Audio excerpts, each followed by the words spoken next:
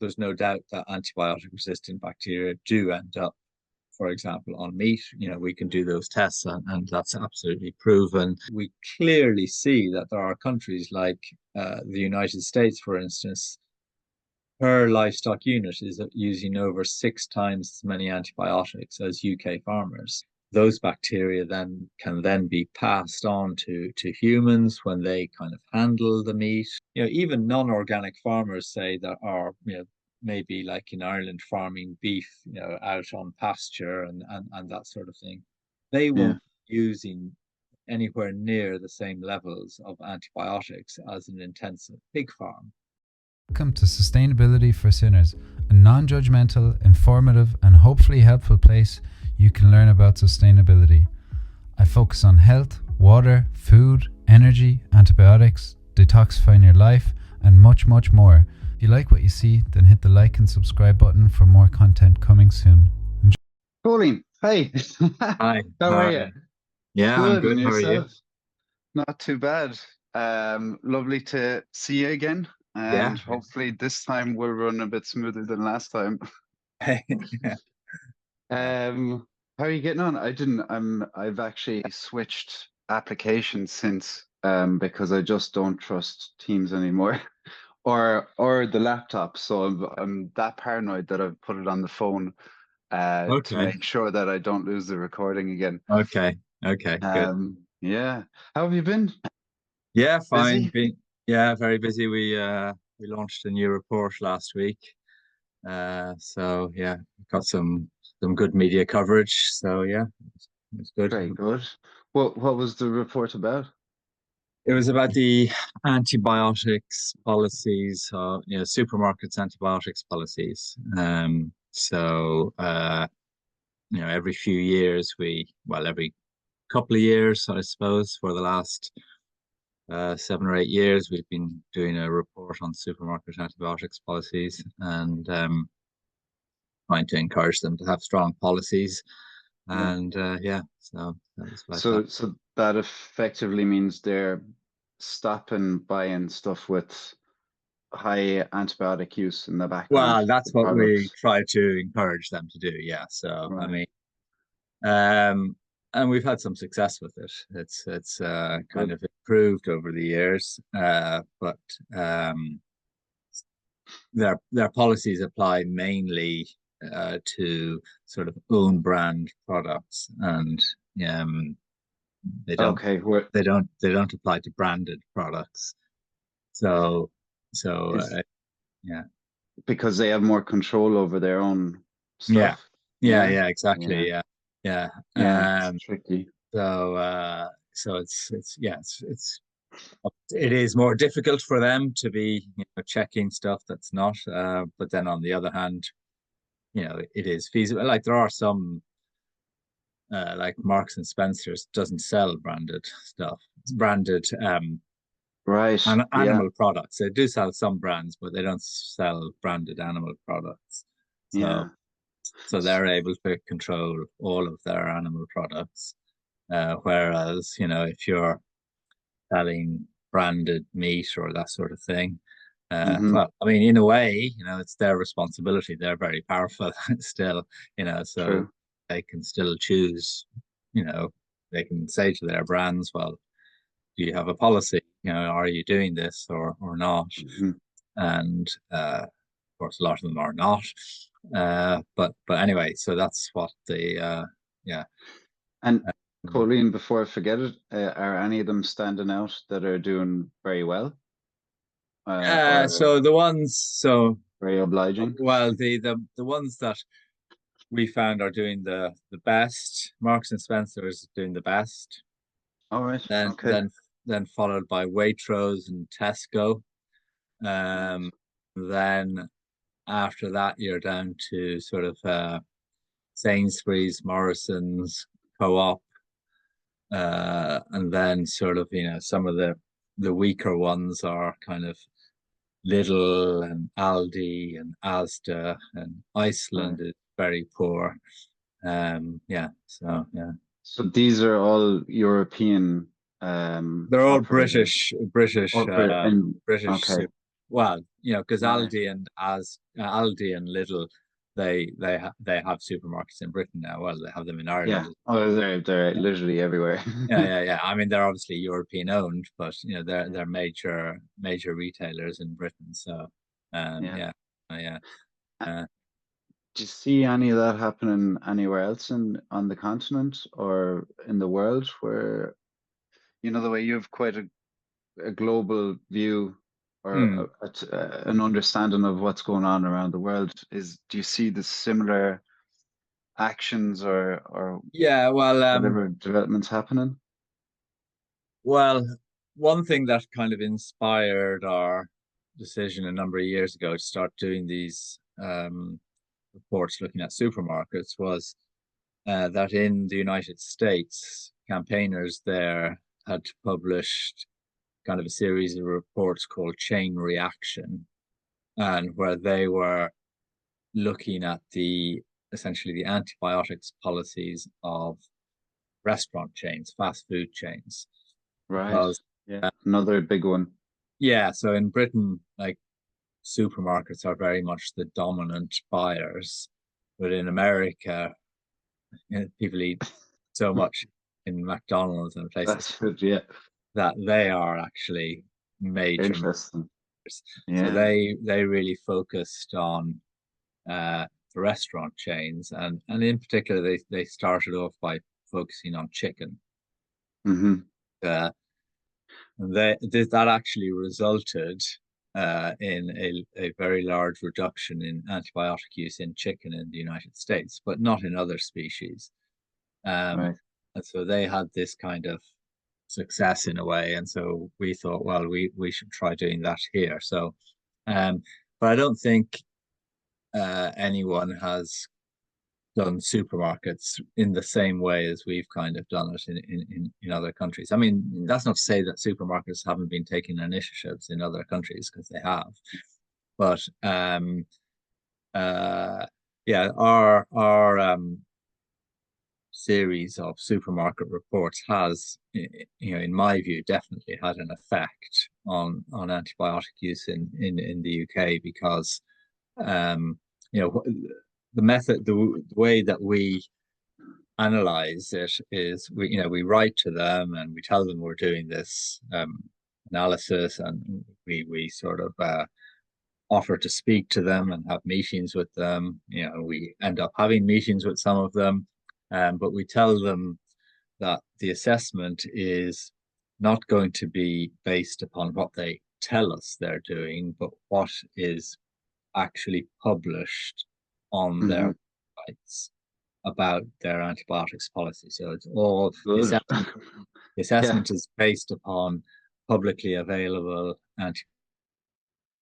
And are they antibiotics just policies, and essentially we look. yeah.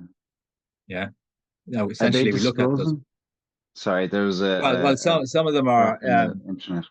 Yeah, so originally some of them weren't. When we started this, now most of them have something on. Well, pretty much all of them have something on their website. But some of it's quite detailed, some of it isn't. But essentially, what we do is we have a series of questions about, how clear is the policy? Does it set out what the policy applies to, like own brand, branded, Yeah. UK production, imported, all that sort of thing. And then we have a series of questions like, um, does it restrict the use of the highest priority critically important antibiotics? Do they collect data on their suppliers' antibiotic use? Do they publish data on their suppliers' antibiotic use? Do they set targets for reducing antibiotic use? Do Hmm. they have good animal husbandry policies aimed at reducing animal disease so as to minimize the use of antibiotics? These sorts of questions. And essentially, we just look at the policy and we kind of give them ticks or crosses, or like green or red, Scoring green, red, system. Yeah. or amber, and then we publish it. Now, for example, Iceland is one that has never kind of responded to any of our letters. They've never come to webinar that we've organized for supermarkets, or come, been on a conference call or anything, but they reacted to our latest report by saying, they are misrepresenting our policy. We have policies that we use with our suppliers that do X, Y, Z, but of course, none of that is on their website. Right. They kind of say that they choose not to publish these policies. And so, we say, well, sorry, our assessment is based on what you published. And in our view, the consumer has the right to know what your policies are. And if you're not publishing them, then so be it. We're going to criticize you for not publishing those policies. It's the same blueprint in almost everything, isn't it? The disclosure is the name of the game. I mean, like, sorry, I worked in investment management, and I know that, just say, private equity doesn't disclose much at all. You have no idea what they're doing in the background. So that's why it has such a dark reputation, because it doesn't disclose anything.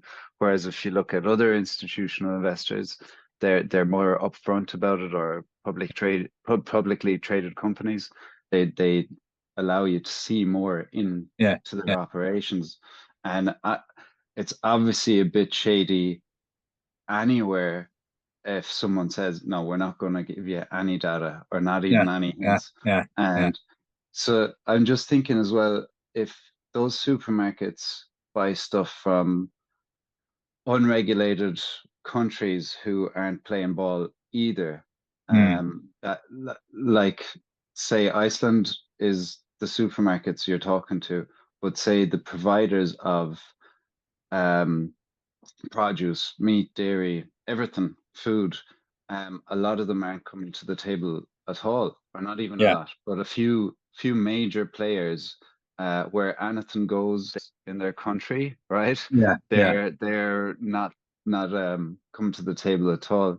Do you see, if you shine a spotlight on, say, the supermarkets or the fast food chains, and you, if they feel like they're coming under pressure, and possibly public pressure as well, because I've made a mental note now of the ones that are playing ball, say, Marks and Spencer's, I'll automatically go, oh, they're willing to play. So I keep saying play ball, but they're willing to come to the table and to even accept that this is an issue.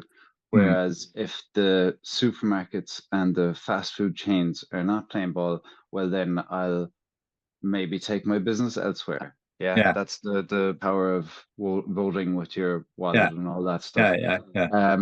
Are any of those, sorry, this is a long question, are any of those supermarkets, or say, let's focus supermarkets, are they stopping buying off certain countries, or, that are also not playing ball? Or is it kind of a line that if you're not disclosing stuff as a supermarket, you're probably getting it off a country that's not disclosing it either? And well, so as I say, most of the supermarkets are only applying it to their own brand products. So from that point of view, they're not really doing anything on the branded products yet. I mean, Waitrose do sell branded products, and they say that they are trying to extend their policy to branded products, which is more than what other supermarkets say at the moment. The other supermarkets just don't really mention these other things. Iceland, funnily enough, actually goes as far as saying that its policy applies to everything that it sells.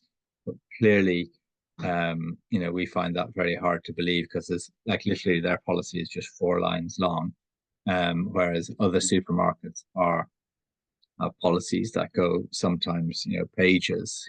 They've really thought about it, dedicated resources. They've taking it seriously. Like a lot of the supermarkets, Marks and Spencer's, Co-op, Sainsbury's, Tesco, Waitrose, Morrison's, they have policies that go into pages and go into quite a lot of detail about what they're doing, or at least trying to do. So they're more believable, really. But yeah, so a lot of what is imported into the UK is imported from the EU. So in theory, it should be properly regulated. However, we do know that within the EU that there are countries that have been massively overusing antibiotics, seemingly not fully in line with regulations, perhaps, but certainly very, very high use, like places like Poland or Spain or Italy. Okay. And so yeah, apologies. No.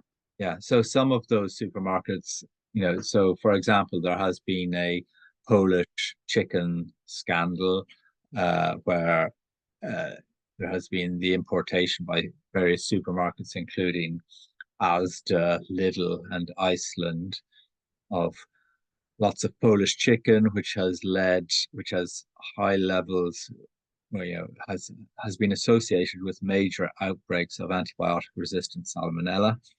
And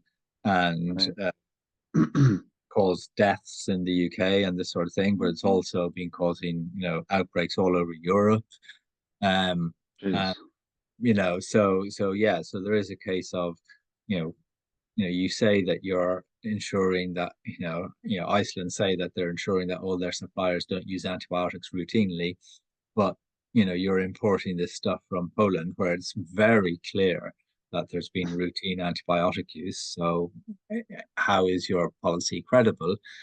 But then there are, like some of the supermarkets are also importing for their own brand products. So for example, they might be selling, I don't know, own brand Parma ham or something like that. They are importing products for their own brands. And say Tesco, for instance, does apply their policy fully to those imported products for the own brand, and they are actually collecting data on the antibiotic use, say, of their Italian suppliers of pig products. They are collecting and they are publishing it. So it kind of depends on the supermarket, but some of them are surprisingly doing quite a bit, really. And overall, we think that it has contributed to reductions in UK farm antibiotic use. In particular, there are certain antibiotics that are particularly important in human medicine that are used in farming, which are called the highest priority, critically important antibiotics. And we, from the beginning, have been asking, analyzing supermarket policies to see if they have specific restrictions on the use of these antibiotics. We're not calling for an outright ban, but we're calling for them to only be used as an absolute last resort.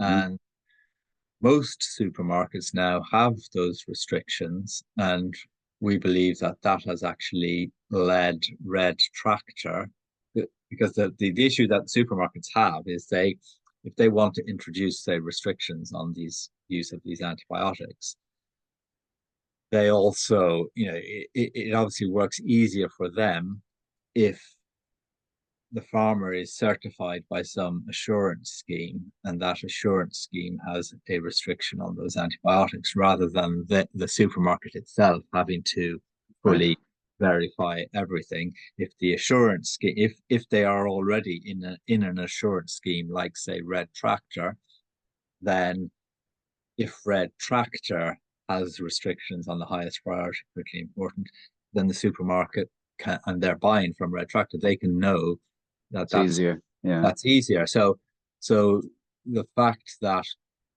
we put the supermarkets under pressure to have these restrictions, I believe, has led supermarkets to then say to Red Tractor, can you put these restrictions in place? And in the last, or this is what I'm imagining and has happened, but I don't know this for sure, but what has happened anyway is that in the last few years, Red Tractor has put these restrictions in place.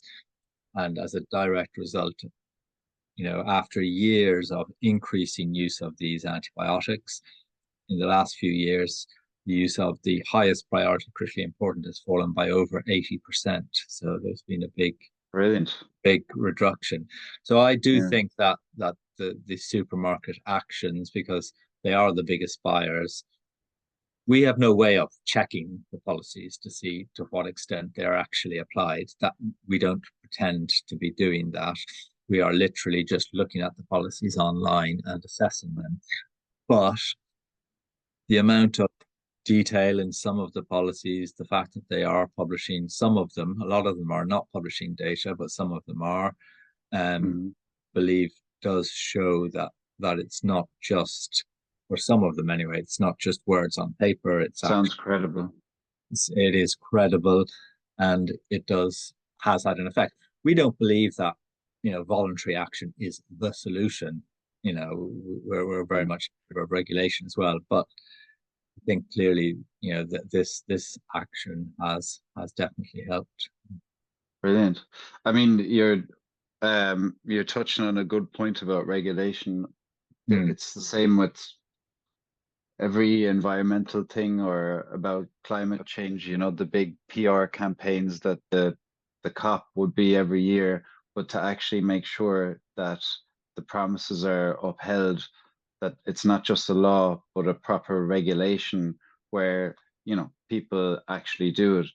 I always think of Napster and all these downloading things in the past where you download there'd be a law that you can't do it, but at least in Ireland everyone was using Napster to download loads of songs, even though it was illegal and no one enforced it. So definitely regulation is very important and not just laws.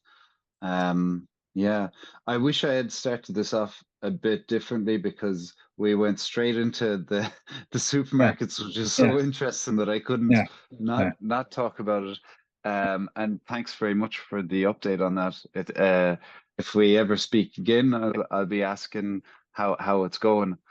I guess because this is for a viewer that might not know about antibiotic resistance, or AMR, as they call it, antimicrobial resistance, maybe we could just start off at the top to just explain it, because quite honestly, while now I'm deep into this stuff, or quite deep into it, I wasn't aware of it, that it was such a big issue. It went completely over my head, completely.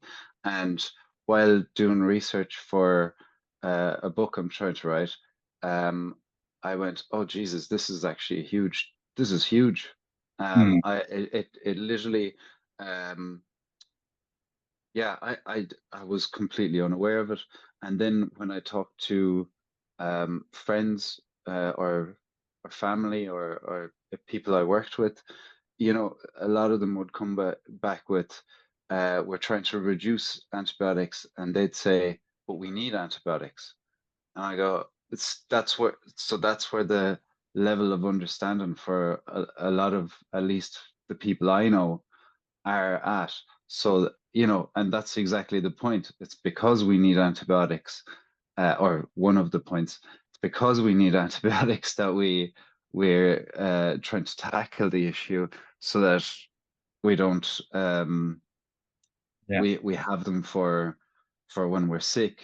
And of course we'll go into the animal side of things, but that's the issue, and it's global. So, and I just rewatched your TED talk on it, just to kind of refresh as well. But it sends kind of a chill down your spine when you realize the gravity of the situation, that it's really, it's something we're kind of brushing under the carpet, or at least mentally. A lot of people have not registered it because there's so many other things going on in the world.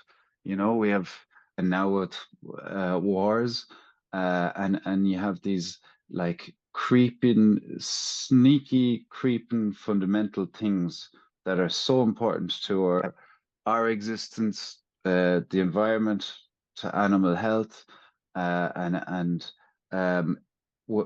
it's like there's too much going on that we're not paying attention to the fundamental things that keep all of us healthy and existing with a good quality of life, including environment and animals.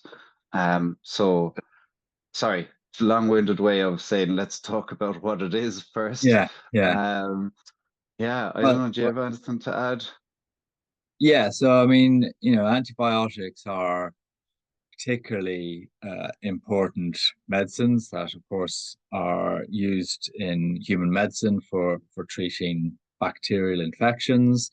They're also really important for preventing bacterial infections that people might need to take, for instance, if they're undergoing surgery, where there's a risk that any part of the body that is cut open might become infected. So the use of antibiotics can be very important for enabling surgery to go ahead. Antibiotics are important for people undergoing cancer chemotherapy because their immune systems are weakened. And so antibiotics are really sort of an important foundation for a lot of modern medicine. And, we've been using antibiotics in human medicine sort of since the sort of mid 1940s.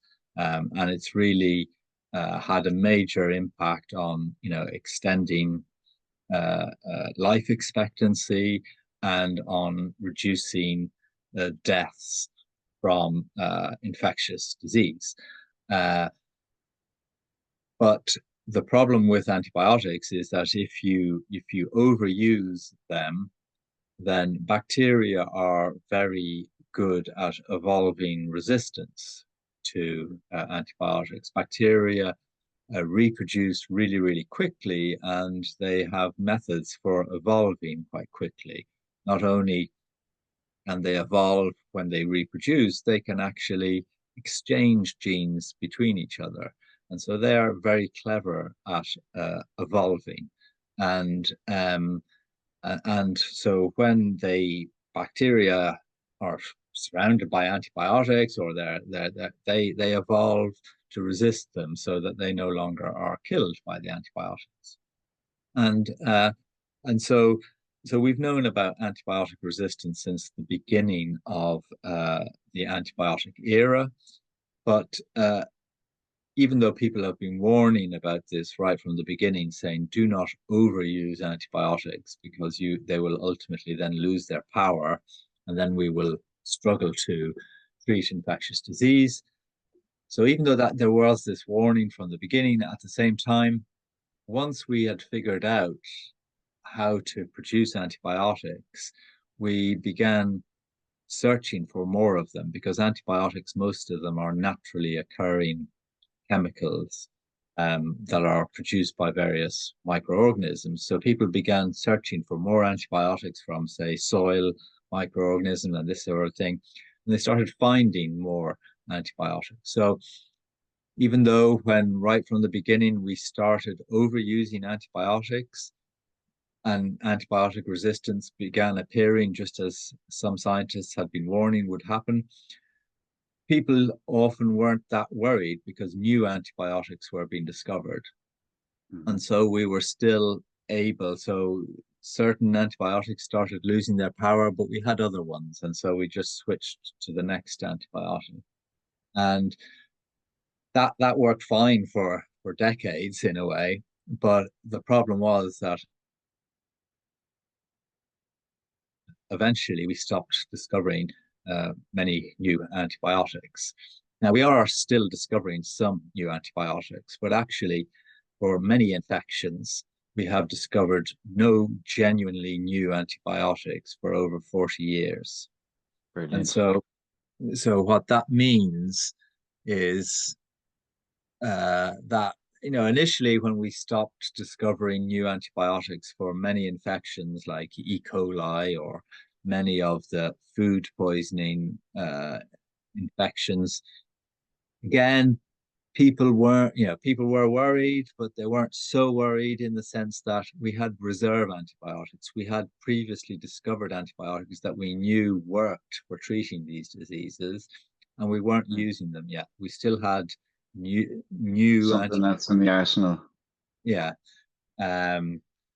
But this century, so then after about, there comes a point then when the ones that you're using, the resistance becomes too high, or particularly for life-threatening infection. So like we have antibiotics that still work very well, but if you have 10 or 15% of the bacteria that are resistant, if your infection is not life-threatening, well, that's still a good antibiotic to use. Okay, there's still 80 to 80% chance it's going to work, and your life is not in danger. You're sick. You might be even quite sick, but your life is not in danger. So you use that antibiotic. But if a patient is at the stage where their life is in danger, is it still ethical to use an antibiotic that has 10-15% chance of total failure when you know that there is a reserve antibiotic which has 0% resistance at this stage? So at a certain point, once you get to a certain point, you then have to start using reserve antibiotics, because it's right. It's not acceptable to be using antibiotics that don't have full efficacy. So in the 21st century, we began using these reserve antibiotics, and once we began using them, we began seeing resistance emerge. So now we are at the stage where, there are two essentially broad categories of bacteria called gram-positive and gram-negative. And for gram-negative bacteria, we have had no genuinely new antibiotics for over 40 years, and we've also begun that have been discovered, and we've also begun using our reserve antibiotics. So we have no reserve antibiotics left. So everything that we have ever discovered is now essentially in use. Right. There are no really promising prospects right now that, in the next few years we may discover some eventually, but right now nobody is saying there's brand new class of antibiotics that's going to be introduced. New antibiotics that work against gram-negative bacteria are being discovered, but they need to be effective in a human. They need to also not be toxic to a human. They need to be able to distribute properly in the body to actually get to the infection site.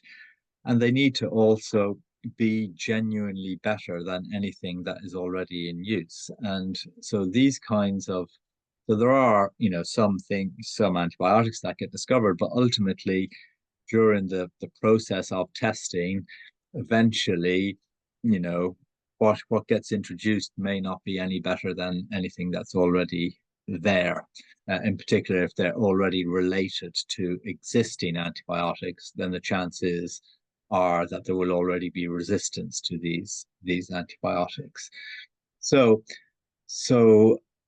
the key thing then really for preserving antibiotics for when they're really needed is to not overuse antibiotics. We may discover new ones, but the fact is, for gram-positive bacteria, we are still discovering new ones, but for gram-negatives, we have been unsuccessful for over 40 years.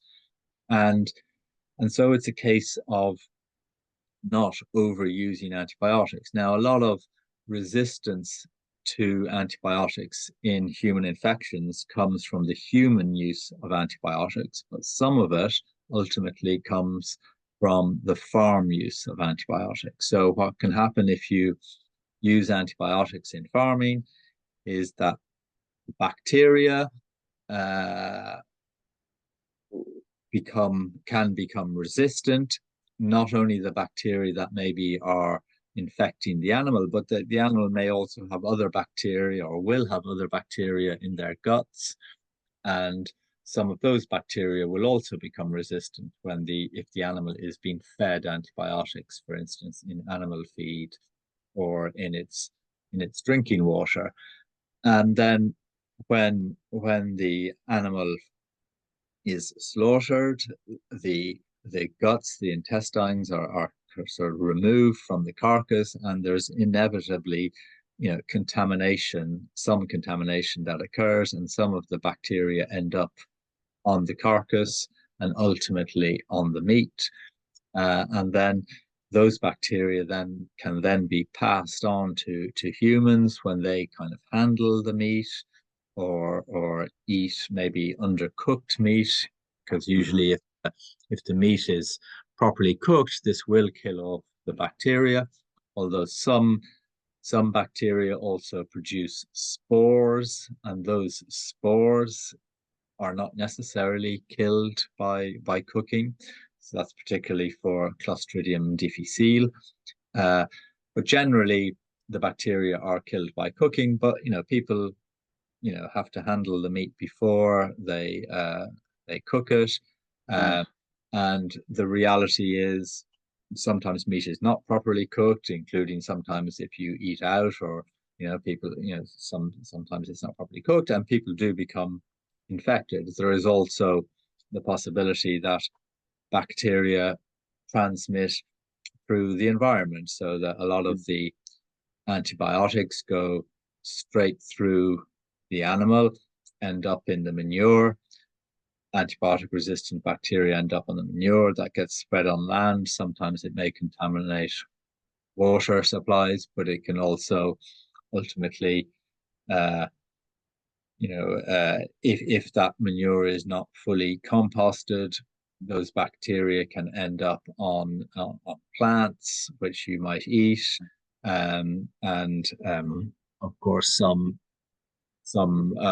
fruits and vegetables and that sort of thing are eaten raw. So there is a possibility of transmission in that way. There is also the possibility of transmission just by contacting the animals. So farmers are definitely at far greater risk of acquiring resistant bacteria from their animals than sort of members of the general public.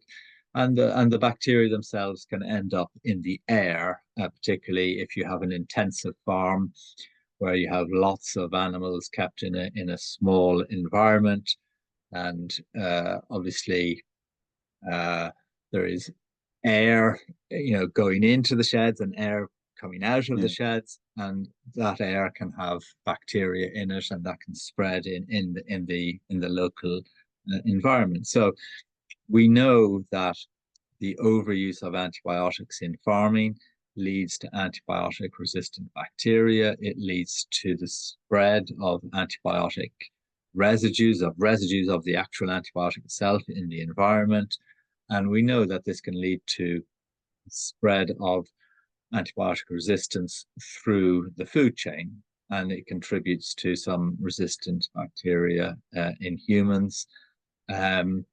Worldwide, it's estimated that about 2/3 of all antibiotics are not used in humans, they're used in farm animals. Now, in some countries, that percent is a lot lower, but worldwide, that's the situation. So most spread of antibiotic resistance in the environment is actually down to farming, not down to human medicine, although human medicine can definitely contribute as well.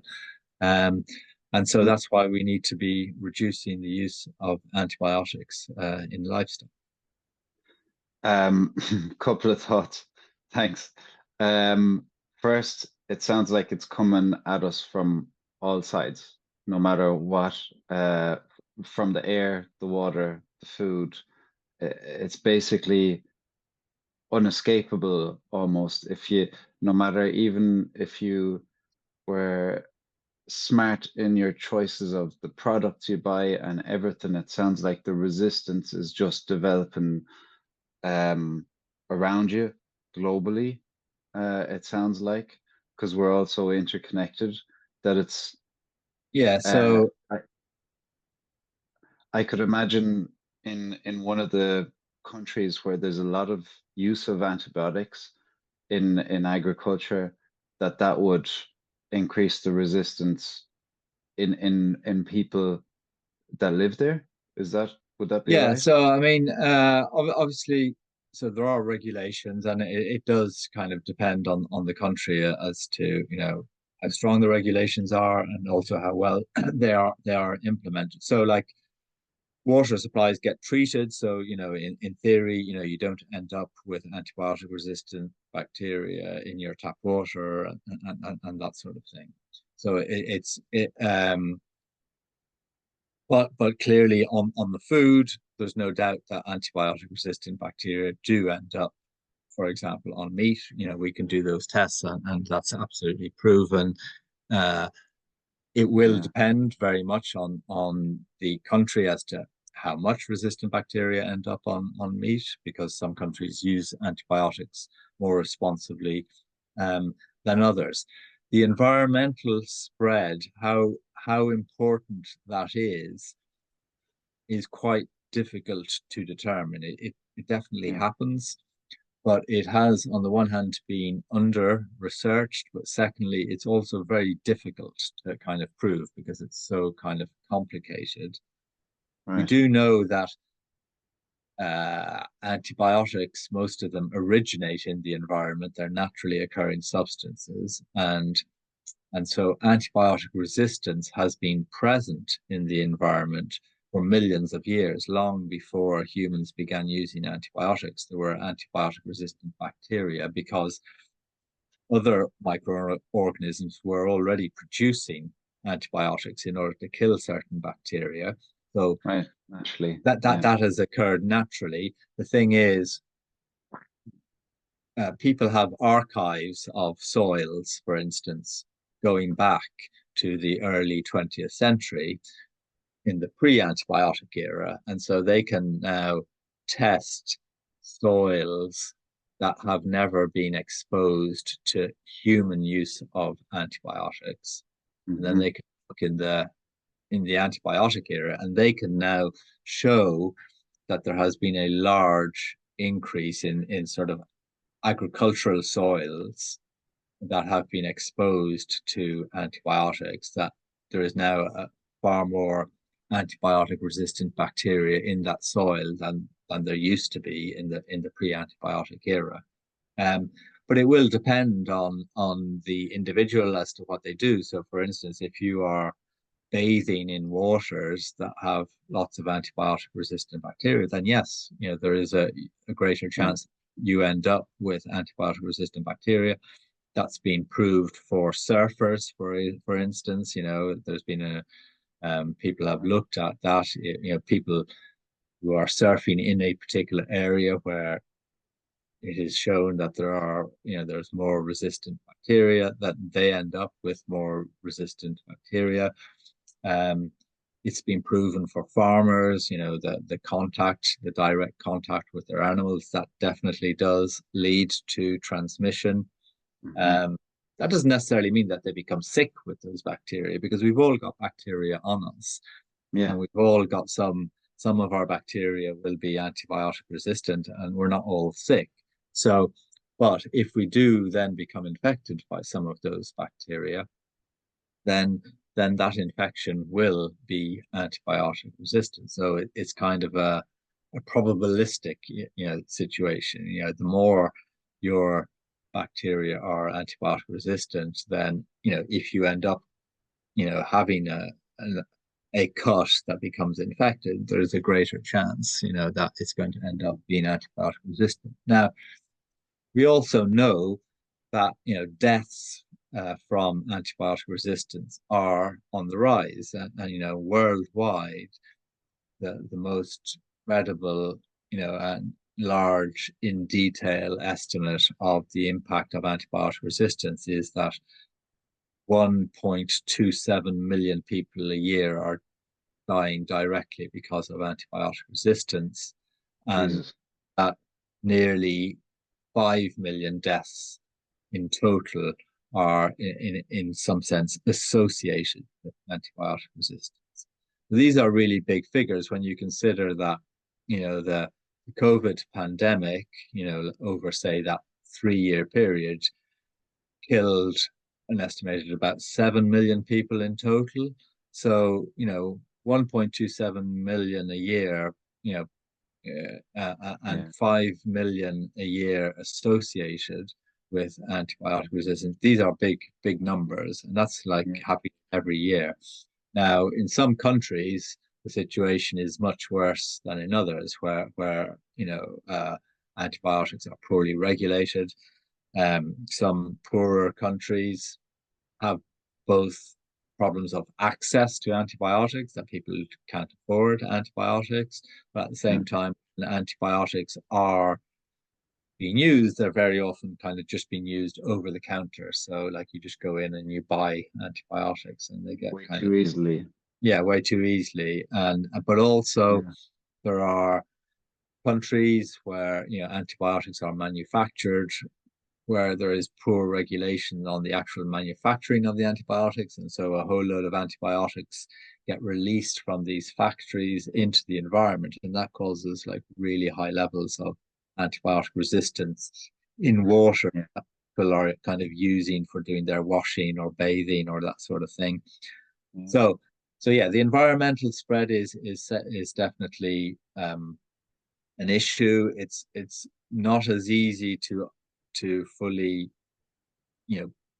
prove the extent, how exact, and it does depend on the country, but undoubtedly it's happening, and also, we do know that through the food supply, it's happening as well. Yeah. Amazing. Yeah, I so many thoughts while you were talking. Definitely the idea of the poor regulation of antibiotics medically. Like a neighbor of mine told me that his pharmacist, where he was doing a job for him, gave him antibiotics for a cold he had. And I thought, wow, okay, we still have those type of situations happening. And I know someone who's doing a PhD on something in relation to antibiotics, and she said, sorry, this is from the medication side for the viewer, that they were being if you pay for a trip to the GP, for instance, say like you do in Ireland, and you're a bit sick, you want something in exchange for the €50 you pay for your visit. So if your doctor gives you a clean bill of health and goes, no, you're fine, go home, you're grand, that's empty-handed. You go, damn it, no, hold on, I paid for this. I want something to show that it was worthwhile me going. And so there are still some doctors out there, although awareness is rising, that they're actually still giving this stuff out for small stuff like flus and colds, and that's alarming. Yeah. Well, I mean, it's not necessarily that flu is a small thing. I mean, flus can be, a bad infection, but the problem is it's a viral infection, and antibiotics work against bacteria, not against viruses. So, and obviously for a cold, it's also a viral infection, and so you don't want to be taking antibiotics. For some viral infections, there can be situations where you can have a secondary bacterial infection. So doctors have to consider that as well. But the thing that people need to remember as well is that, we all have bacteria in our guts, and these bacteria are doing good things for our health. And so if you have a cold and you take antibiotics, obviously it's not going to do any good for your cold. Your cold will just resolve itself anyway, and it's not going to do any good. It's actually going to be killing some of the good bacteria in your gut. Right. Yeah. This can it's also going to help create antibiotic resistance in your gut. So it's not, you may eventually feel fine, but the fact is now you may have a slight, you won't have as good gut bacteria as you Yeah. previously had, and you may also have more antibiotic resistance. So it's definitely not a good idea. Um, you know, doctors generally are, under a lot of pressure from, and it's not always easy um, to prescribe accurately. It's in many cases, uh, doctors may not exactly know because they may not exactly know what the infection is, because tests to determine that may take a few days and this sort of thing. So it's not always easy to prescribe accurately. But Mm-hmm. yes, there is also some, poor prescribing that happens, sometimes under pressure from patients. Yeah. It's good for patients to also know about this so that they don't put that pressure to prescribe poorly, because ultimately it's not doing them any good. It's in fact may, on balance, be harming them. So it's just not a good idea, and obviously it's not a good idea for society as a whole, because it creates more antibiotic resistance, and that ultimately, one person's overuse of antibiotics may ultimately lead to another person's antibiotic resistant infection, because Yeah. bacteria spread from person to person. So if you overuse antibiotics, you may not end up getting that resistant infection, but somebody in contact with you may end up, because these Wow. things spread and people touch each other, and people, are in contact with each other's breath, and that's things spread. That's what, Yeah. that's how infections, survive. They go from person to person to person, to animal to person, to that sort of thing. Yeah. So Everything. Yeah. that's why it's Um, a societal issue. Yeah. yeah, absolutely. You touched there on the gut microbiome, and I've heard that described as like our internal ecosystem, and the idea that the antibiotics are killing certain parts of our gut, Yeah. whatever they are, that leads to health issues as well, doesn't it? Mm. So Yeah. I that's mean, another concern on that side. yeah, Um, yeah, yeah. So did, again, it's a very complicated issue, because we have so many different kind of microorganisms in our gut. We have yeah, bacteria, we have other types of microorganisms, and they're all interacting, and they all uh, have their own particular niche inside there. Um, but we do know that this is very important. Some of these bacteria are helping prevent certain infections. So, for instance, uh, they may help prevent certain food poisoning infections like salmonella, and make it more difficult for those salmonella bacteria to establish themselves in your gut. Because if you do eat some salmonella, some meat, say, that has some salmonella on it, you won't necessarily become infected. You need to have a certain amount of salmonella on it, but also those salmonella will need to be able to establish themselves in your gut, and not just go straight through you.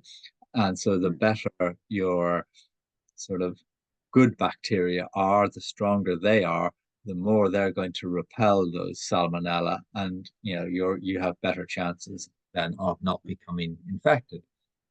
So But they do more than just provide this, barrier against infection. They interact with many, human processes. There's even, evidence that um, having the right bacteria, or having poor gut bacteria, may be associated with becoming overweight, becoming obese, whereas if you have better bacteria, you will keep a more normal weight, or rather it's easier to keep a more normal weight. We know that in farming, wow. for instance, that the use of antibiotics, one of the effects of that in farming has been to produce a growth promoting effect. This is one of the reasons that antibiotics have been used in farming for decades, although this particular use as growth promoters is banned in many countries now, and it has been banned in the European Union since 2006.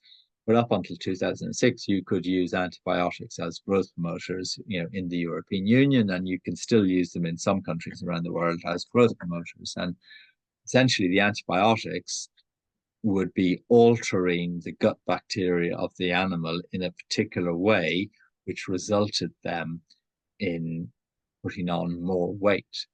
Now you have to realize that this would work Yeah. cattle, it would work in pigs, it would work in poultry, and fundamentally the same kind of thing probably works in humans. Now most humans are not taking antibiotics on a daily basis, but if you are,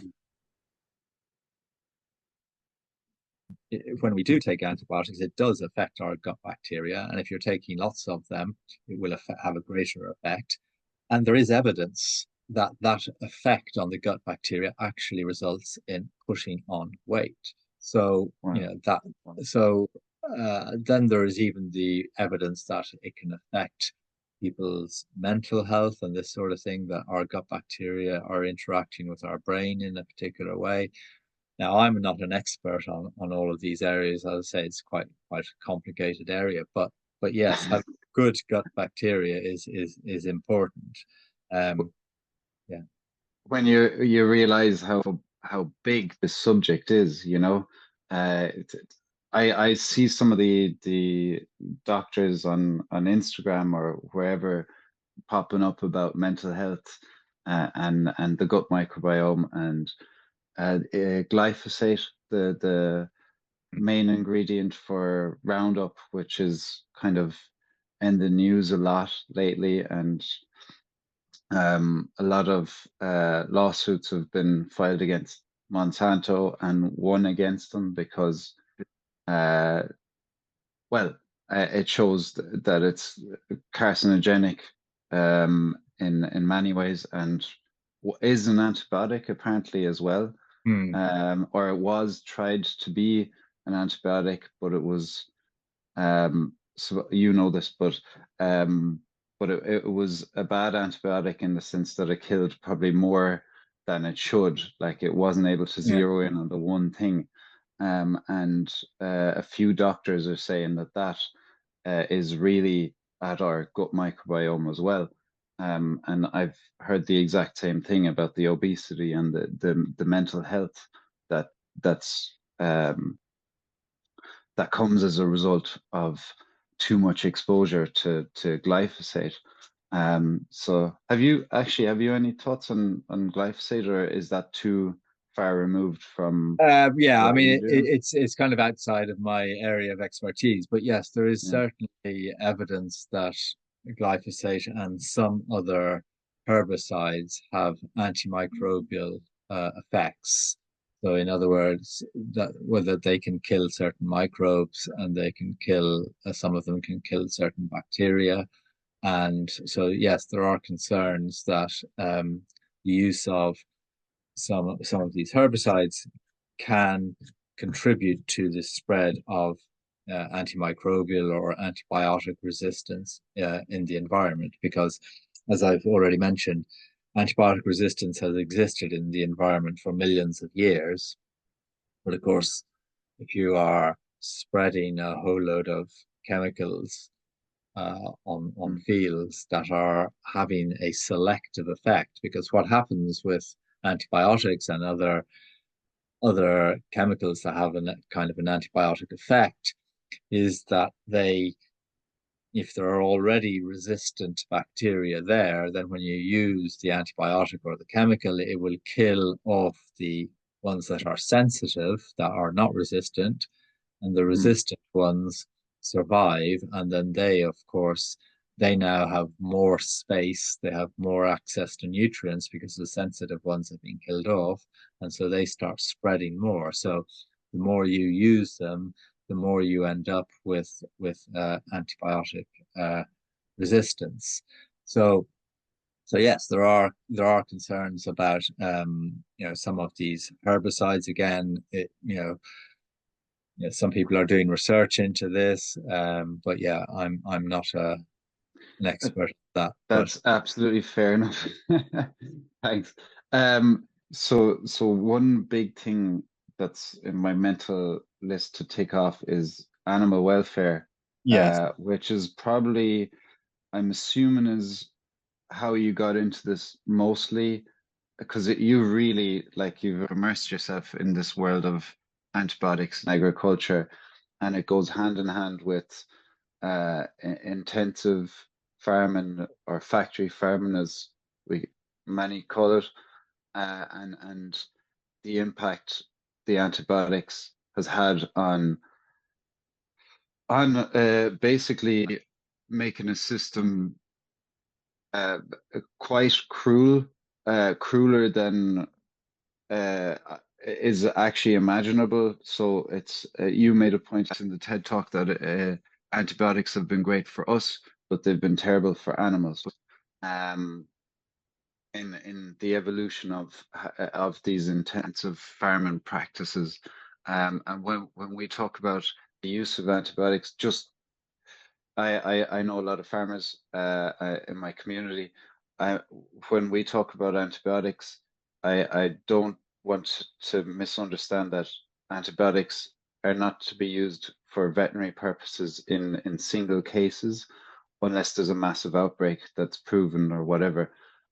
It's we still need antibiotics for the event that animals get sick, say, but going into routine dosing and growth promotion, that's where the industrial nature of where farming has gone has obviously made everything a lot uh, crueler on animals, meat production and dairy, if it's in the intensive side of things, and that's where these antibiotics have been used. This is the 2/3 of all antibiotics in the world are used in that. And I'm just, is for you one of the single biggest issues in animal welfare must be then handling how antibiotics are used in intensive farm and agriculture. yes, Sorry, big yeah. tangent, but yeah. Yeah, in human medicine, antibiotics are primarily used to treat infections, and as I've mentioned, sometimes they are also used to prevent infections. Uh, but overwhelmingly, antibiotics are used on a case-by-case basis in individuals. There are some very rare, cases where you may have an outbreak of a particular disease where you may need to give more than one person antibiotics at the same time in order to prevent a problem. But overwhelmingly, I think the vast majority of people would agree that they have taken antibiotics on an individual basis. And in farming, worldwide, it's overwhelmingly the opposite. The vast majority of antibiotics are given on a herd or flock basis. Of course, Right. also individual treatment of animals. And as a campaign group, we are not against the use of antibiotics in farming. And even though I do believe that overall the effect of using antibiotics in farming, because of the way they have been used, has been ultimately to make possible intensive agriculture, and intensive agriculture does mean very often worse health for animals. So antibiotics have not improved animal health. They've overall made it worse. Mm-hmm. But in theory, antibiotics in farming can be used to improve animal health. And on some farms, they are used to improve animal health. And Yeah. even in a very small number of countries, it can be argued that they are used to improve animal health because there are many farms which will be primarily using antibiotics on an individual basis to Hmm. treat individual, say, cows or individual sheep. And on That's these, these are tend to be more extensive farms where the animals are kept outdoors. But in most European, not all of it, but in most European farming, or a lot of farming around the world, antibiotics in pigs or in poultry or even in a lot of intensively farmed cattle and veal, antibiotics are used primarily in animal feed or in drinking water. They're used on a group basis. 85% of European antibiotic use is for group treatments. It's not for individual treatment. still Yeah. wow. Um, and um, and as a result of feeding antibiotics on a group basis, it's possible to keep those animals much more intensively in Yeah. much higher numbers indoors with no access to the outdoors, and essentially in conditions where it's much easier for disease to spread. But by using antibiotics and maybe also using vaccination and other types of medication, it's possible to keep the animals alive Hmm. uh, despite those intensive conditions. Now, if you were to put all of those animals in those intensive conditions and not be using some sort of medication, you would inevitably have outbreaks of infection, which would result in far too many of the animals dying. Um, but it also just means that the animals, even if they're not dying, they are, very often, nevertheless, suffering from some sort of health problems. They're Hmm. also suffering from stress, and they very often don't have a very good quality of life. Um, so so the antibiotics ultimately have helped prop up these farming systems. Now, um, in the European Union and more recently in the UK, a new legislation has been introduced, which for the first time prohibits using antibiotics to compensate for inadequate husbandry, for bad hygiene, for Hmm. poor farm management, and for a lack of animal care. So that, in theory, sounds really good. Well, in theory, it is really good, and it sounds very good on paper, very good. The question is that being implemented? And Yeah. because um, you know, I mean, I would go as far as saying that we shouldn't be using medication generally for uh, compensating for inadequate animal husbandry, poor hygiene, lack of animal care, poor farm management.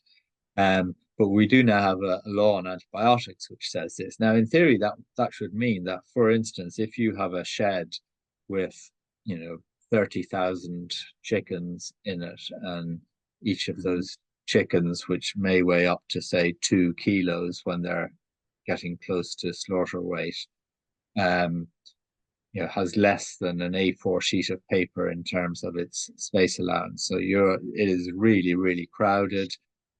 Yeah. They are all producing their droppings, and the shed is not being cleaned out because it gets cleaned out every when all the chickens are taken out for slaughter, but in the meantime it's not. Then obviously you have very bad hygiene. They are Yeah. kept in for weeks.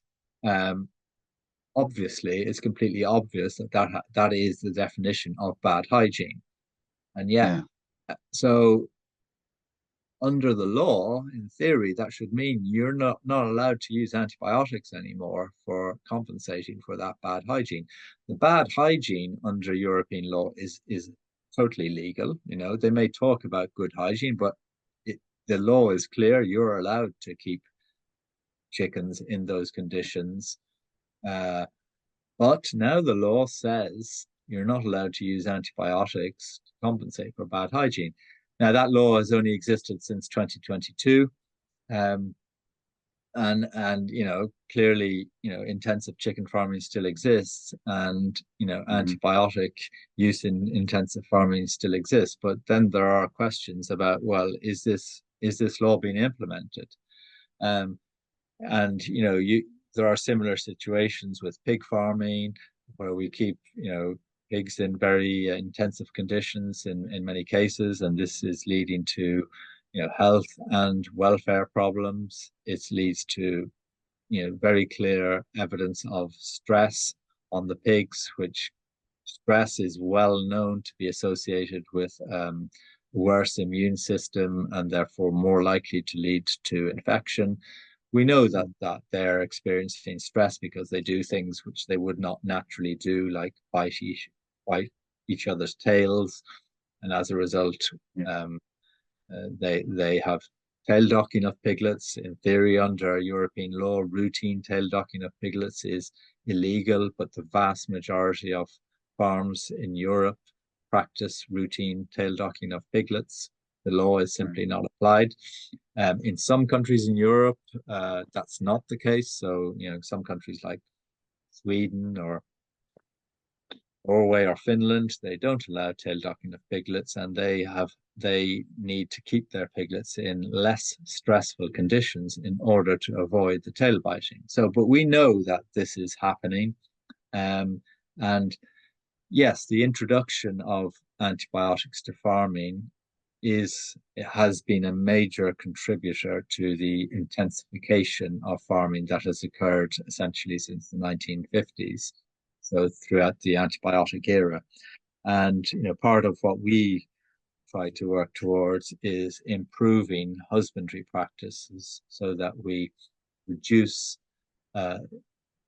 stress and reduce poor health and reduce the need for antibiotics, and not we have argued very strongly in favor of, and we now have better regulation of the use of antibiotics, but that's only one side of the story. The other side of the story is to reduce the need for antibiotics. And in our view, the main way to do that is by improving animal husbandry, improving animal health.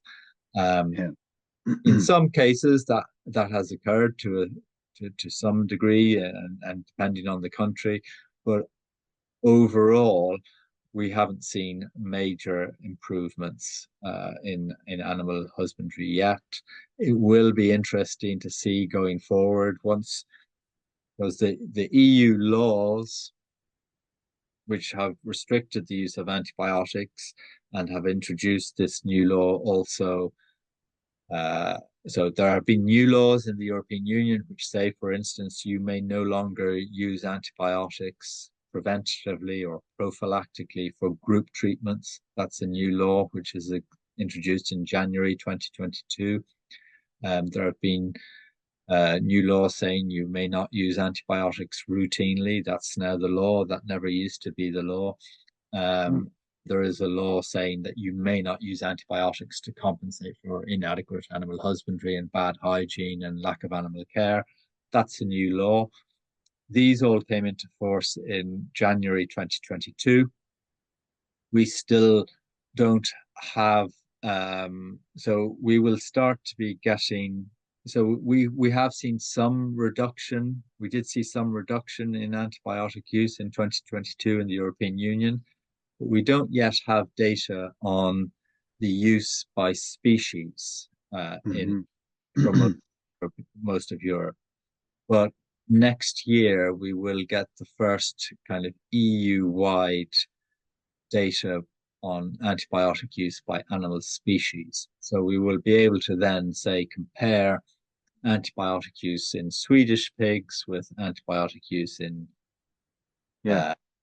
Italian pigs and Spanish pigs and French pigs and that sort of thing. And we will start to see for the first time ever, because we already know that there are big differences between the countries, but we don't have enough detail Solid data. where those differences are and why are there those differences. We know Yeah. really, but in Yeah. in practice we want actually know, but we don't have the data to prove it. To like some people say, well, prove it yeah. that antibiotic use is much higher in Spanish pigs than in Swedish pigs. Well, we know it is, but we don't have that actual hard data yet. We will have that data, and then from that point we will be able to say, wait a second, why is your use so much higher? Are you using antibiotics to compensate for your more intensive practices? Yeah. So once we start to have that data, there will be new possibilities for campaigning and for putting pressure on practices to change. But at the moment, we're slightly still in limbo until we have some of that data. What we won't have next year is data by farming system. So data comparing, say, antibiotic use in organic pigs with antibiotic use in non-organic or intensive pigs. We won't have that data. We have some of this data exists to some extent in some countries, but generally speaking, we don't have that data. Where we do have that data, we see huge differences in antibiotic use. Of course, yeah. And with antibiotic use being lower in systems like organic, which have much stronger rules on animal husbandry than intensive farming does, where animals need access to the outdoors, particularly in countries like Britain and Ireland on organic, where stocking densities, the number of animals that you can have per surface area is much lower in organic farming, where various practices like tail docking are not permitted, where diets have to be different, because diet can have an effect on infection. It affects the gut, and a lot of antibiotic use is down to trying to correct gut problems, things like weaning age of piglets. If you wean later, the piglets tend to have much better gut health, and so they need fewer antibiotics to compensate. So all of these things can have a significant effect on antibiotic use. But overall, we need a lot more data on antibiotic use by farm system. But of course, there are people who don't want that data to be collected and published because it will show that their farming system is not doing very well. And so that's an issue. And unfortunately, we don't have this country by country data on antibiotic use by farm system. Yeah. I mean, it is positive, I guess, that there is new legislation coming through. And if EU is kind of a model to go by for other parts of the world, it's probably inspiration for them and to show that it can be done. Yeah. It has, for instance, the EU, certain countries like Sweden banned Scandinavian countries. They banned the use of Sweden banned the use of antibiotic growth promoters in 1986. So that was 20 years before the EU.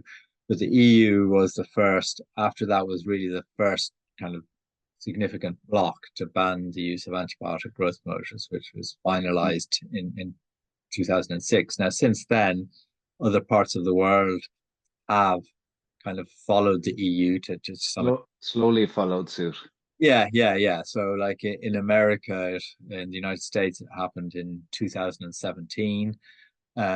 But we've had recently the United Nations General Assembly, and there was a high-level declaration on antimicrobial resistance that was published last week, or was endorsed last week, and this was the second ever high-level declaration from the United Nations General Assembly on antimicrobial resistance.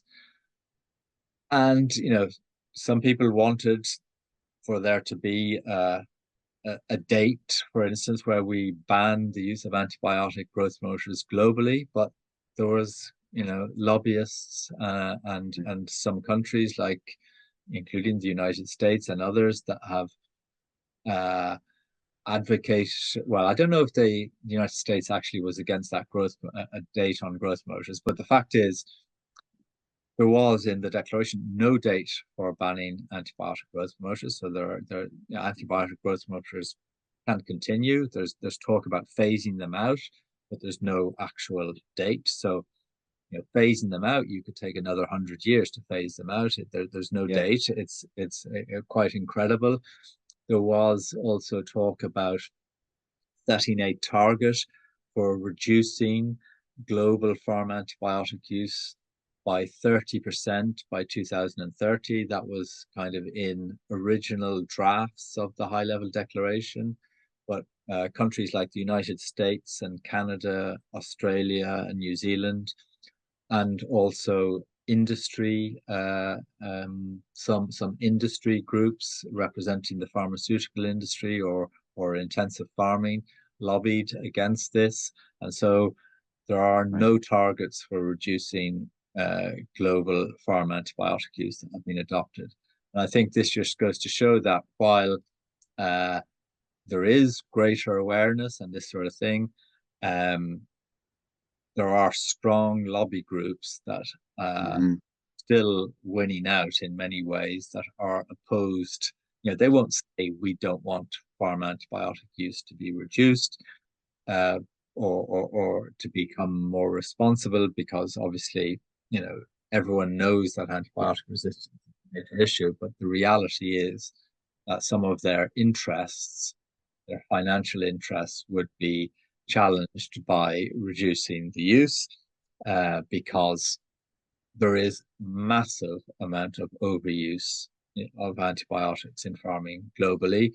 It is very easy in many countries to very radically reduce farm antibiotic use, because even though there's lots of intensive farming and that antibiotics are used to prop up a lot of intensive farming, while a lot of intensive farmers maybe don't fully realize is that they could still have an intensive farm and reduce their antibiotic use, because they're overusing antibiotics so much. And Europe has proven this, because Europe has reduced its farm antibiotic use by over 50% on average, and it is still farming intensively. But that does mean that the pharmaceutical industry has lost in Europe over 50% of its sales of antibiotics, So that hasn't been good for them. Obviously, it's been good for farmers, because they're spending less money on antibiotics. It's good for antibiotic resistance. It's good for society. But it's not good for the pharmaceutical industry to have their sales being reduced. And so they continue to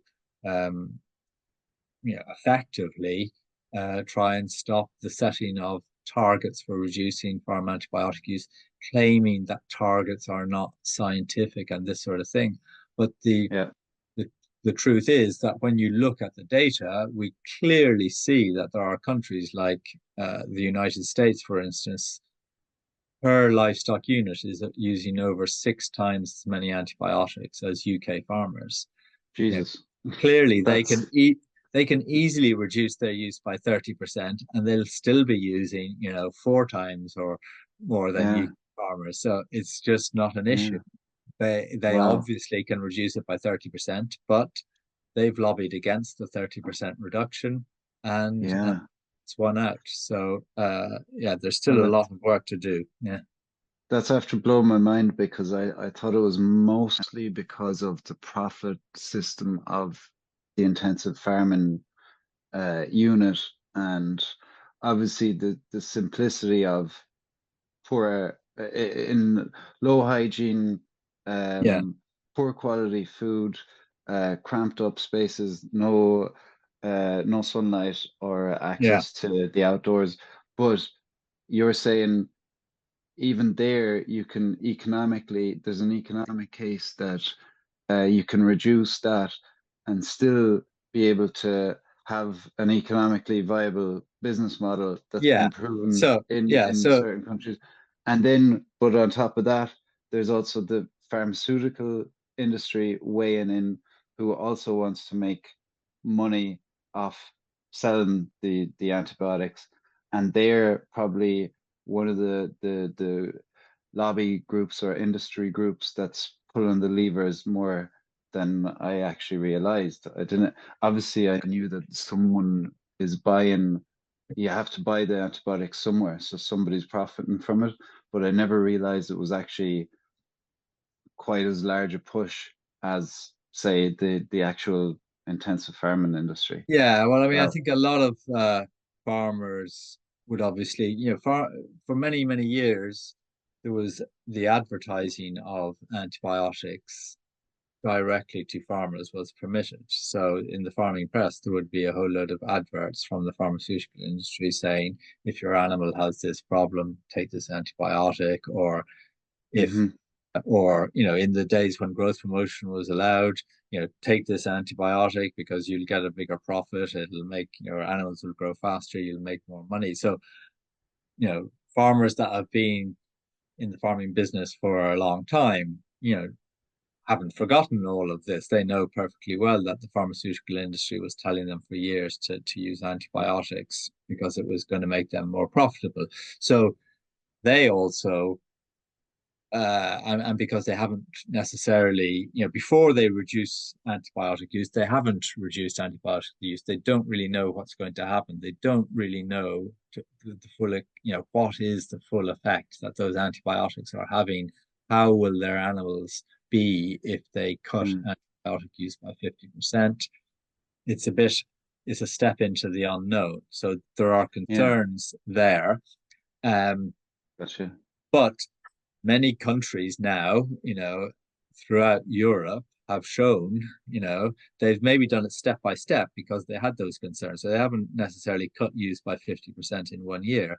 But some of them, have cut use by 50% in maybe 3 years. So it's not as that, there Yeah, have been some really rapid reductions, some slower reductions, but even some of the really highest users of antibiotics in Europe, like Spain and Italy, have cut their use by over 50%. They're still very high users, but that just gives you an idea of just how of high where they you're coming were. from. Yeah, And as I say, the United States is using over 6 times more than the UK. That means if it reduces its per livestock unit, so that means if it cuts its use by 50%, it's still using more than 3 times more. So there is a huge amount of overuse. yeah, Um, and in our view, we want uh, that in for many countries that first 50% is actually really quite easy. It's just a case of wanting to do it, yeah, but then there does come a point where you do have to start looking at your farming practices and your husbandry if you want to keep on reducing your antibiotic use, and hmm, there's no doubt that farmers, even non-organic farmers say that are, maybe like in Ireland farming beef, out on pasture and that sort of thing. They yeah, won't be using anywhere near the same levels of antibiotics as an intensive pig farm. yeah, There's big differences, and there needs to be, in our view, we need to be reviewing those practices because, British pig farmers, they've cut their antibiotic use by maybe 70%, but it's, which is a lot, but it's still yeah, 4 times higher than in Sweden, per pig. So, yeah. yeah. Wow, So, wow.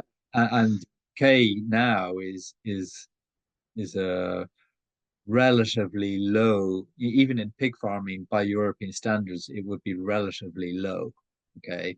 Uh, Where UK, you mean? yeah, yeah. Yeah, UK, even yeah. though it's 4 times higher than in Sweden, by UK, by EU, Wow. we don't have antibiotic use for every country in pigs, but we have it Yeah, for a number of countries. And we kind of, based on the overall level across all species, we can kind of guess what it is in certain countries.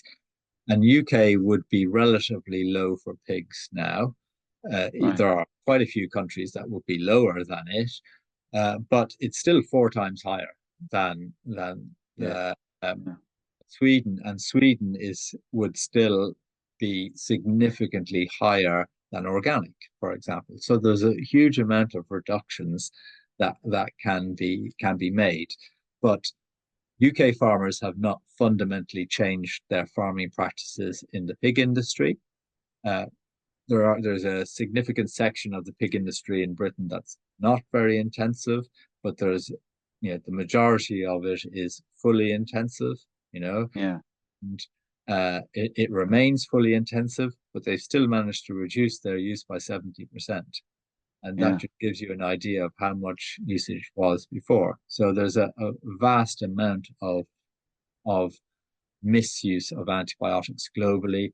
And I suppose if you also consider the global side, there's the really high use in countries like the United States and Canada, where they're massively intensive. But at least they have regulations. But then there are Yeah. parts of the world where there are no There's one regulations. part of the world we haven't covered there, just below North America. Yes, yes, That it sounds like not all of those countries, but it sounds like there's a few or one in particular that isn't playing ball at all. And that's where we yeah. were talking about disclosure. I don't know if that's been, I read that a long time ago, but I think Brazil doesn't really disclose much at all, right? Well, On there are lots of or has countries, that yeah, changed? that there's significant amounts of intensive agriculture, and high levels of antibiotic use. Um, and yeah, so places like Brazil would have really high antibiotic use. Places like China has really high antibiotic Oh, use. China. They Right. have tried to reduce they have taken some initiatives, but China has an absolutely massive pig industry with really high levels of antibiotic use. There are also another concern with a lot of the world is that a lot of the concern about the spread of resistance from farm animals to humans is via bacteria on the meat rather than antibiotics in the meat. So, Right. but that's because, in Europe, we have testing of the meat for residues of antibiotics. And in order to avoid having residues of antibiotics in the meat, farmers have to respect withdrawal periods. So they have to stop using the antibiotic a certain amount of time before the animal goes to slaughter so that the antibiotic clears out of the It's out body of and the system. Yeah. Yeah. still in the body.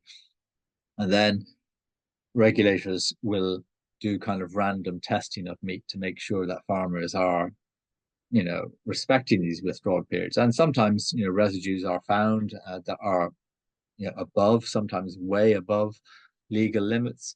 But the point Right. is that generally speaking, farmers are respecting withdrawal limits, and so residues are not out of control. But in a lot of areas of the world, there's no testing, Yeah. Yeah. and residues are completely, untested. Not only that, in some poorer countries, animal feed may have antibiotics and it's not even on the label. So the farmer buys the antibiotic, buys the feed, doesn't even know that there's antibiotic in it. Then, In so what there's in no, the grain or what is well, it? in the feed, yeah. So they make Oh, compound okay. feed stuff Right. that will The have, concentrates stuff. yes, Yeah. yeah, that will Yeah. have antibiotics in it sometimes. Jesus. Okay. Um, they won't necessarily have access to a vet who will tell them, about the withdrawal period or anything like that. It might not even be labeled, Yeah. and therefore it's not respected. And if you don't respect the withdrawal period, you end up with much higher levels of antibiotic residues. And so, in some countries, this will clearly be people will be eating antibiotic residues in their food on a much higher level than occurs in most European countries.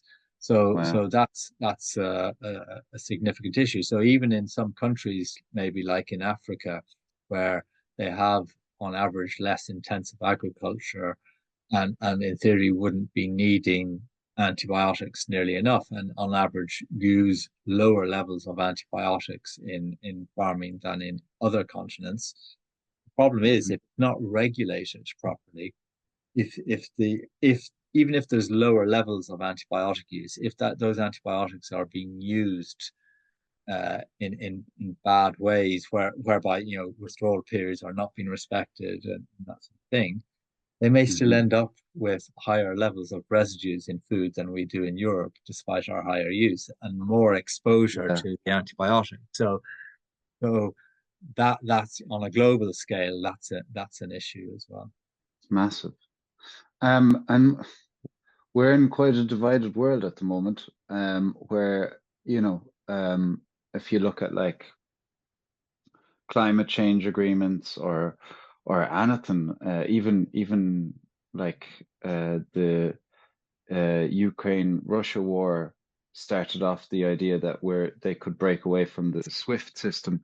Like we're the financial system SWIFT.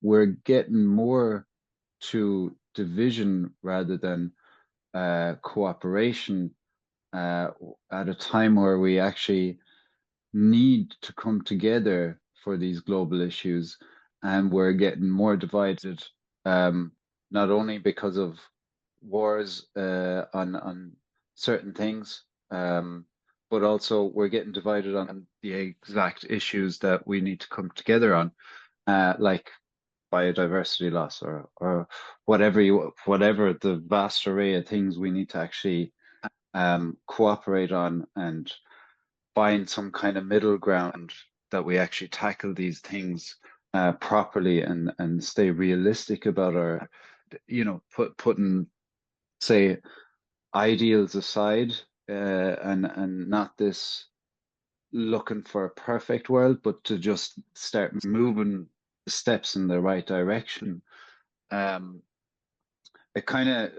It does concern me now that there are countries that aren't disclosing, that aren't coming to the table. It gives me a bit of peace that the awareness is rising. The EU does sound like it's going in the right direction, and that it could be used as an exemplary thing to show the rest of the world, not in a showy-offy way, but that it can be done and inspiration can be taken from it. But it does concern me that we're getting more and more divided in these things, and even down to diets. Sorry, I know this is a kind of offside tangent, but I feel like when we're arguing about whether to be a meat eater or a vegan or whatever else, the division is rising, and something like antibiotics, which is a massive part of just welfare, that I think almost everyone I know could agree on, that animal welfare and intensive farming has gone down a very dark path that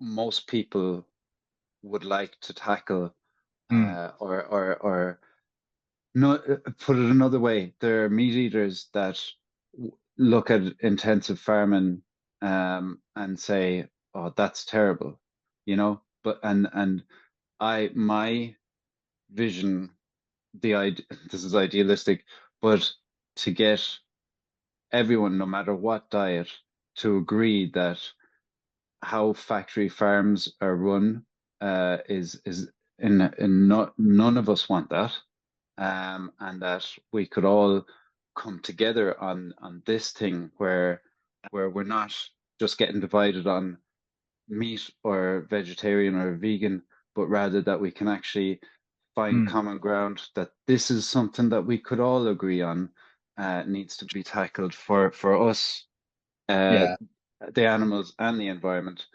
Do you agree? Kind of. I don't know where I was going with that. It wasn't a question really, but I mean, I think there has, I think there has been some increased cooperation on tackling antimicrobial resistance, in the sense that the as I mentioned, there has been just recently this second high-level meeting declaration on antimicrobial resistance, and that has been the reason that that's been happening. It has been because there's increased global awareness, and there are lots of countries that do actually want to tackle it, um, and there are some actions happening. But yes, there's always been quite strong opposition as well, and that has been reflected in the sort of the weakness of the declaration. Certainly regarding farm antibiotic use. But the fact that that the World Health Organization, the FAO, UNEP, and the World Organization for Animal Health have come together to try and tackle antimicrobial resistance, under sort of the UN banner, as it were, has been because there has been this attempt to sort of come together to try and achieve some sort of minimum standards.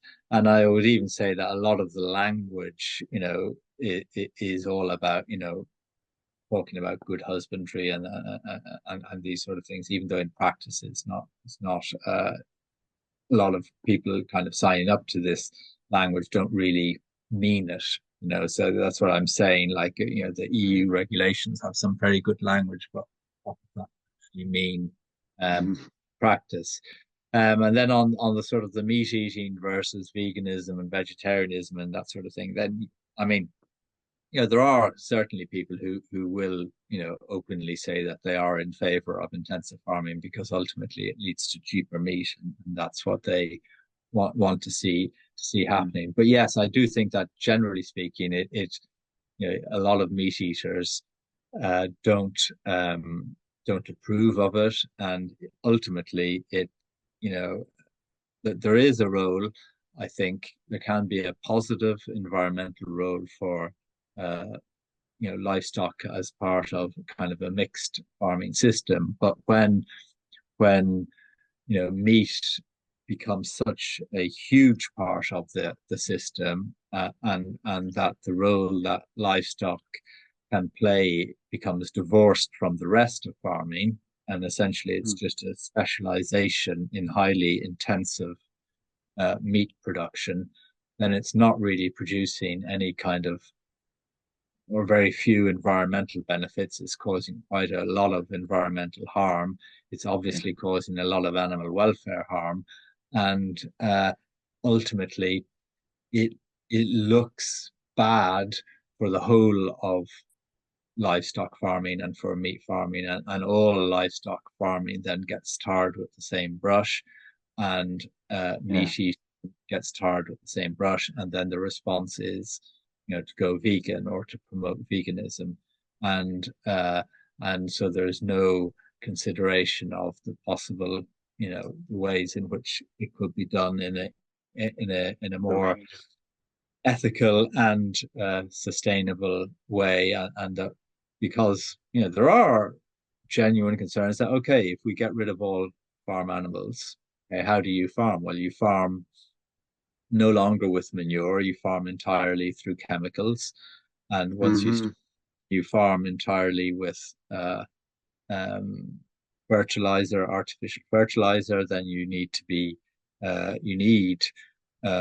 more use of fungicides and pesticides and all these sorts of things, which are having their own environmental impact.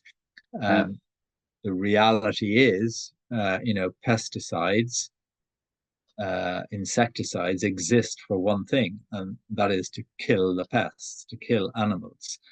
Now, pesticides, insecticides, they're all part of veganism, but I think, that what I mean by they're part of veganism is not necessarily that vegans endorse them, but the fact is that is how most vegan food is produced. And the question then is, well, is that right? So is there a way of farming without the use of all these chemicals? And I would argue that one way is by having low levels of livestock that are providing positive, bringing in positive nutrients into the farming system via Yeah. a rotational Re system. regenerative Yeah, stuff. Yeah. Yeah. and yeah, there may be ways of doing this entirely vegan as well, but those need to be examined and developed, and they do not exist on a large scale at all yet. Uh, Yeah. and what really exists in terms of non-livestock farming is large scale intensive you know Monoculture stuff. Yeah. chemical based farming, which depletes soil, which doesn't get considered much in the discussions around carbon emissions and that sort of thing. You need to Yep. also consider the health of the soil, The and we know soil. that. Yeah. Yeah. You're nailing Um, it. so Yeah. so there are many other issues. I mean, this Yeah. falls slightly outside of my area, but yeah, I do think that it is true that large scale intensive farming, or intensive farming rather, is gives all sort of livestock farming a bad name, and then the conclusion that a lot of people, including a lot of scientists, draw is we must get rid of livestock farming. It's harming the planet, which it is, Yeah. and it's harming antibiotics. It's not doing us any good. It's harming our health in many ways, with people eating Yeah. too much of these stuff and putting on weight and that sort of thing. So let's just go vegan. Yeah. And There's a yeah. so there is that and there can be a role also. Well, I mean, Right. that's not the Alliance to Save Our Antibiotics. We don't take a position in favor or against veganism, but at the same time, we're not also campaigning for an end to all livestock farming. We're sort of Yeah. campaigning for major changes. I think that's a very smart stance as well, because then doors around you don't close for, you're talking about the one issue, and then the rest of the world, how it develops. Mm. Yeah, yeah, it's better. It's the best position you can actually take, is to not be all guns blazing one way or another, but to just be you're doing your side, and letting the other part kind of evolve all by it itself, where you can have a reasonable discussion with all people. See, this is where when I think about the type of work you do, you actually have to be you have to move away from idealism and go straight to realism, and be pragmatic about how to approach these things. And I love that you said that about um, like the nuance of it, that it's not black and white, that Mm. there's more environmentally friendly ways to farm livestock, and through regenerative agriculture, and also that I'm not bashing veganism, and let me not ever stand in the way of anyone going vegan. Um, I would kind of point to the idea of the chemical farming, that it has massive implications, from the GMO, the pesticides, the fertilizers, the pollution of the water, and the GMO crops developing resistance to pesticides. So you use more of the stuff in the long term. There's a way to have vegan food that is environmentally friendly, and there's a big question mark over where our food production systems are evolving to. Mm. And right now, from what I see, the like the intensive agriculture on livestock, and how other crop foods are produced, are environmentally damaging. So you're either or, it's bad. And there's a sustainable way to do these things, and there's a very impactful way, in a negative way, to do these diets too. And that's the nuance that I'd like to kind of zone in on, and where we can find common ground. Yeah. So, hey, I agree with you. Yeah. Thank you. Thank you. You know, what's so refreshing is to hear like realistic, pragmatic views on these things, and not this tribal stuff where, you know, we're getting further away from talking to one another. And, you Mm. know, even if it's, hey, I've lots of friends that I really like, but I only agree with them on probably 80% of the stuff, and we're divided on 20% of the stuff. But I still love them. They're great people. And I think the idea that we can kind of communicate with one another and have thoughtful disagreement about things is the way forward. And it's also, and it was, I was in Germany lately, and I lived there for 10 years, and I was talking to my friends there about just what it means to be in a democracy, that we can talk about these things reasonably and not, you know, like debate things through and through rather than pouncing on one another, because like we learn through all these discussions, Mm. the Yeah. smarter angles. You know, I can learn from you. You probably can't learn from me, but you can learn from other people. But you know, I think your voice is really refreshing in this topic, and it's like our last two discussions have also just kind of confirmed things that would have been floating around in my head about antibiotics or the future of agriculture. And um, I commend your work. That's why I hunted you down. I didn't say this at the start, but when I was doing the research for the antibiotics chapter, it was your report on routine dosing in the EU that knocked my socks off. Yeah, I really thought, wow, this guy has nailed this stuff, and really knows what he's talking about, and kind of has boxed out all angles. Um, yeah, so well done, and I hope you keep doing the good work you're doing. And I hope from this discussion, whoever listens to it or watches it, that realizes the gravity of the situation, that we do need to get ahead of this stuff, and how it impacts all of us, the environment, animals, and people, and that hopefully we can all come together and push this forward in a positive, meaningful way. And yeah, that's it from my side. I Okay. really, Yeah. really appreciate the Yeah. conversation, Colleen. Well, thanks. Thanks, Yeah. Well, thanks very much, Chris, for getting in and contact. Yeah. Yeah. keep up the good work. And You too. I Yeah. hope the supermarkets initiative works out well for you. Yeah. Okay. And Thanks. Thanks a lot. maybe we'll be in touch soon Yeah. again. Okay. Take Thanks. care. Thanks very much, Thanks. Colleen. Bye. Take care. Bye bye. Thank you so much for tuning into this conversation. I hope you enjoyed it, and if you did, please hit the like and subscribe button so you'll see more of my content in the future. It would really mean a lot to me because I'm just starting out. Thanks, and see you soon.